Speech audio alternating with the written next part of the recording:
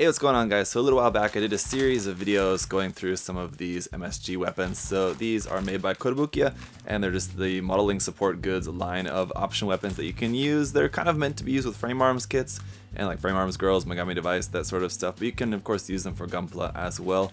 So what I'm going to do is just go through these. There'll be one video each. We'll take a look at what's all included with the weapon, and then we'll take a look at some examples with some different kits so you guys can get a look at how these look with some different kits, some examples, so you can see if you want to maybe buy one of these for a particular custom build that you're working on. So we're going to start off with this one here first. This one is M.S.G 09 new sniper rifle. So you can see we have basically like a sniper rifle here with a couple different option parts there for that. As usual with these, you have different option parts for them, so it's pretty cool the different stuff that you can do with these.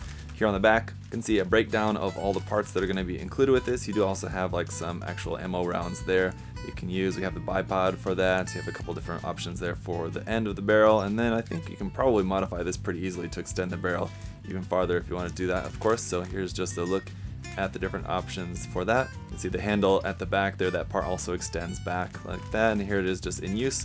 A couple different photo examples there used by the Frame Arms Girl Go-Rai. List price for this rifle comes in, if you can see it down there, at around 900 yen, so around $9 for this is not too bad. It's maybe a little bit expensive for you just a rifle, you might think, but these, as it goes with these, they're usually pretty nice. So opening it up, you can see we've got a couple of bags of runners there. Basically it's going to be 2 tones of gray. On the inside of this part is the instructions for that, so it just got all of that for you there. Runner A here is going to be in the lighter of the 2 tones of gray, so it's just kind of a slightly tannish light gray color here for a couple of parts for the main body of the rifle. As you can see there, the runner marking for these is RW009. Runner B is in the slightly darker tone. This is more sort of like just a neutral medium gray color, and you can see some different parts in there. Runner C in the same color as Runner B. You can see, unfortunately, the part for the scope at the top is going to be 2 halves with a long seam line running down the middle of that, it looks like. And then Runner D, just a couple parts here that's in the same color as the A runner, so that's it. I'm going to go ahead and get this put together, and then we'll take a look at some examples. Alright, so here's how the new sniper rifle is going to look when it's all put together. Very cool, and I like how even just straight out of the box, it looks pretty nice just in the fact that it's in that 2-tone gray, so even if you aren't going to paint it, you do have it looking at least all not one color. That said, it is definitely going to look better, of course, once you got some paint on there, and once you fix some seam lines. It doesn't have a whole lot of seam lines on there. It's nice that at least the main part of the barrel is all one piece, and then the tip of the barrel is also a separate piece, so you don't have any seam line down there. You do have a seam line down the middle of the scope, at least for this scope. We do have an alternate version of that, which we'll take a look at in a moment, but you have a couple of seam lines on there that we'll have to get rid of, and just I think once this thing is painted up, it's going to look really super nice. You can make this look really cool. Now the question is how this is going to look with some different kits in terms of its size. The size at first glance does seem like it looks pretty much right to be used with a 1/100 scale Gunpla kit if you are going to be using it with the Gundam kit, but we'll take a look at some examples here in a moment. Let's just first take a look at the different option parts that we have included with it. So we'll take a look at the scope first. First of all, at the front and the back you have this separate piece in there which is a different color, so it's just nice. Once again, straight out of the box, at least that's a different color for the glass of that, but you could paint that in a different color very easily if you wanted to paint that in like metallic or like super shiny color, or lay like a foil sticker or something on top of that so that it's shining nice and brightly, but you have the seam line down the top of this. So this can easily just be slid off of there and replaced with our option part here. So this is the other option. This one also has a separate piece for the camera, and this one has a seam line in it as well, but it's disguised here just as like a panel line or a design detail line there. In order to put this one on, you will have to remove this little part here on the side, but so before we do that, I'll just show you guys what this part does. This is just pulls back like that, and you can actually feed one of these bullets into here. And you get 3 of these tiny little bullets, so you can actually feed that into there and then lock that into place like an actual rifle, so that's pretty cool. But right, if we remove that part, we can slide on this alternate camera, and that definitely gives it more of like a futuristic sort of look, right? It's definitely more of like a sci-fi sort of rifle. It's looking less like a real world rifle now with that camera on there. As for the bipod up here at the front, these legs will just move down here like that. It's pretty simple, and you can just set that as you like. If you don't want to use that, you can remove this part, and you can just leave that off like that. We do have an optional part here as well. You can just slide that onto there, and this gives you just a standard 3mm peg here that you could plug into some other option part or something like that if you wanted to plug onto the bottom of that if you want. We also have a similar part here for the top if you wanted to remove the scope. If you wanted to plug something else on the top there, you can slide this part onto there. You can plug whatever you want onto the top of there if you want some other different option part or something. And then we have an option part here for the end of the barrel as well, so you can just remove this one, which is a standard just like straight barrel tip, and you can put on this one for a little bit more sort of heavy duty look to it, I guess. That just plugs on there like that and looks pretty cool. So the last thing here is just this gimmick here at the back. This part will slide back like that, and you can fold this part up, and it actually is supposed to combine together like that to form the kind of back of the rifle there like that. Now, unfortunately, the main handle though doesn't move up and down. It can rotate side to side because it's just on a peg there, but you can't change the angle of that, unfortunately. So that may be a little bit of a problem when it comes to holding it in the hand. You'll have to have a hand that can get in there around this part of that.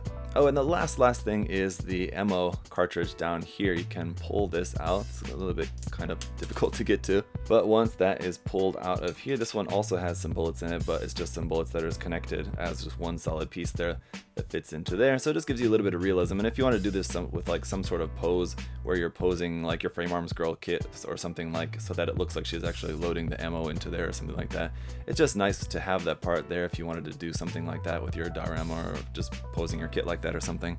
Alright, so first up in our test here with a Frame Arms girl kit here, we've got the Stylet, and it's having some trouble. The gun is definitely pretty large, and the Stylet is kind of your just average size Frame Arms girl here. So you can imagine with the Megami Device kits, Megami Device are even smaller than Frame Arms girls, so this gun I think for the Mecha Musume kits, Frame Arms girl, Megami Device kit's gonna be a little bit too big, I think, unless that's what you're looking for.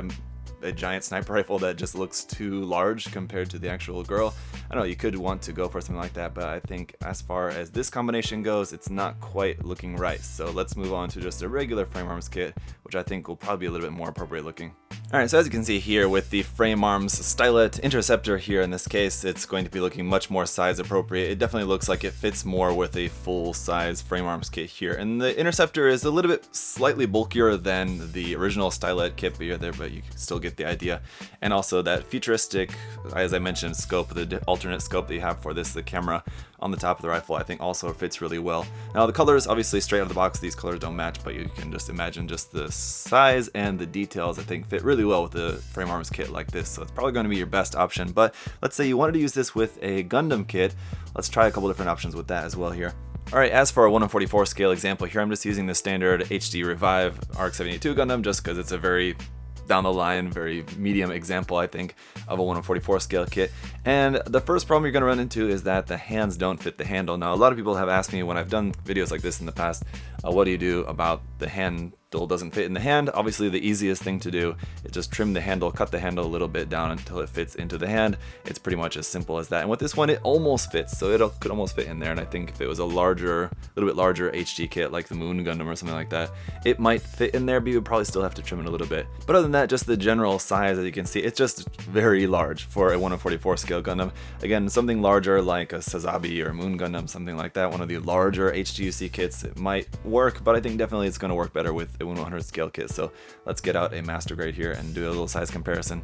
Alright, and so once again, as expected, this is definitely going to be fitting much more in the size with a 1/100 scale kit. Now here, obviously with the Jim Sniper 2, it's going to be a very fitting match, although the hands don't really fit. I'm making it work here, but it's a little bit of a balancing act. The holding hand is not quite right because if you guys are familiar with this kit, it has a holding hand that's specifically for holding its rifle. It's not really the same size or handle shape as this particular rifle. And the open hand, I've never really been a big fan of the open hand for the Jim Sniper rifle, the Jim Sniper here, because it's just like flat open. It's not really meant to be like gripping a rifle, it looks like. So it's always been a little bit not quite right in my opinion. But as you can see, you can make it work. And I think this is definitely going to be a rifle that if you're going to want to get this for a Gundam kit, you're probably going to want it for a kit like this. So I think the size, the shape, everything, it looks great with it. The hands are not quite right, so you might look into maybe getting some different option hands or something for this, something to replace those. Otherwise, I mean, you can make it work as you can see here. So overall, that is it for the new Sniper Rifle 2. overall, that's going to be it for the new sniper rifle here. Hopefully you guys found this video interesting or a useful resource in case this is a weapon that you might be interested in getting. Hopefully this was useful to let you guys know a little bit more about the size and the shape, the details of the kit. So thank you so much for watching. I'll see you guys next time. Have a good one. Bye guys.